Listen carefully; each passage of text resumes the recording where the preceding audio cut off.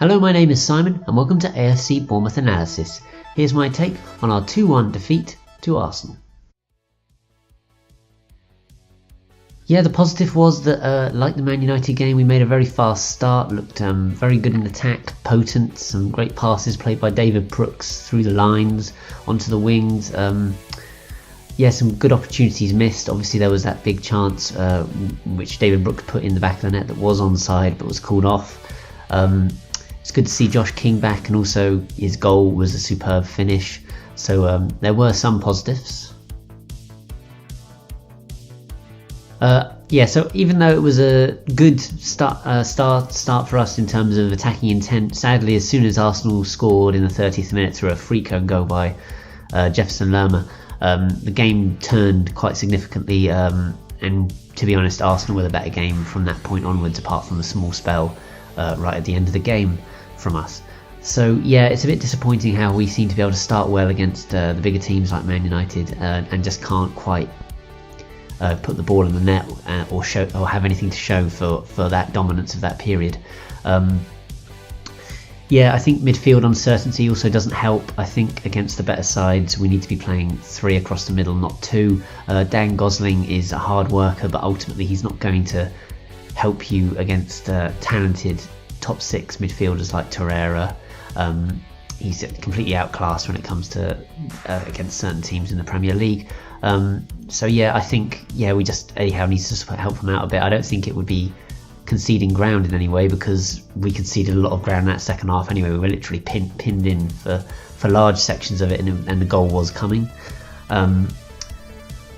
Also, our set pieces were poor, which is a bit disappointing because last season they were such a strength for us. I don't know how many goals we scored from them, but we had a lot of different ways of putting in set pieces. But this season we just seem to be slinging it in, and a lot of it doesn't even beat the first man, so that's something we definitely need to improve on.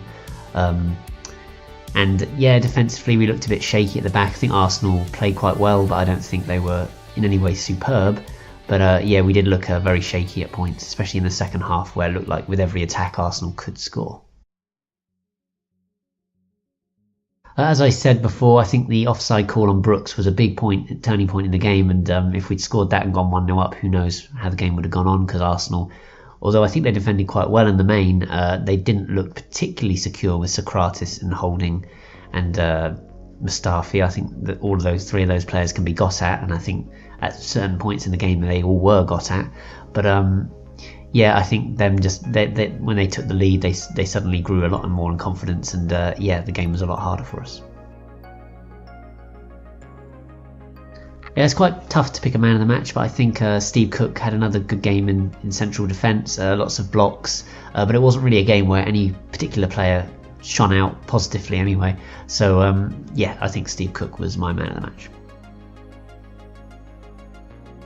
I didn't really have a chance to get people's opinions. I just was a bit despondent after the game. Not too despondent, to be honest, but I think most people have said what I've said, although some people have been very harsh on Jefferson Lerma, who I thought had a good game overall despite the freak-shown goal. Obviously he could have made amends right near the end and scored that goal which hit the post, which was an incredible effort.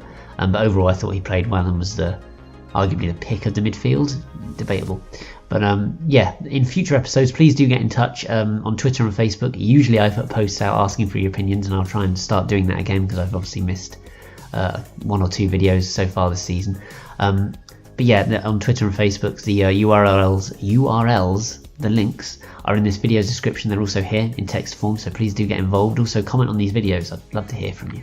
And do subscribe to this channel and let other people know about it, because it'd be great to get more people talking about Bournemouth and stuff, because although we've obviously faltered in recent weeks, I think this could still be a very good season. So that's all I really had to say. So thanks so much for watching, and up the cherries in Alderbar.